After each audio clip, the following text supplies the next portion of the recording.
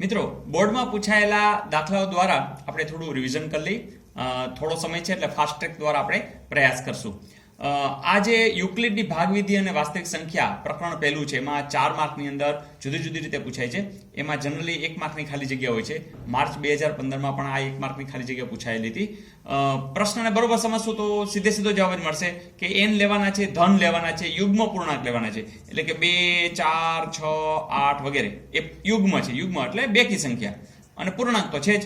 તો આપણે એક પસંદ કરી લઈએ અને ચેક કરી લઈએ.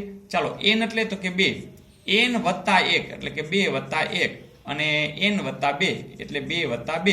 હવે તમને ખબર છે કે આ બધા ગુણાકારથી જોડાયેલા છે. તો 2 ગુણ્યા 2 ને 1 3 ગુણ્યા 2 ને 2 4. ચાલો ચેક કરી. 2 તેરી 6 ચોક ને 24.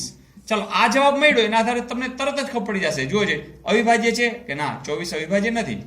16 વડે વિભાજ્ય થાય છે? ના, નથી થતું. 20 વડે વિભાજ્ય થાય છે? ના, નથી થતું. તરત તમે કહી દેશો કે 24 વડે વિભાજ્ય છે. આમ તો સીધે સીધું ખબર પડી જ જાય છે, પણ તેમ છતાં જરા ચેકિંગ કરી લેવું જરૂરી છે. ઓકે.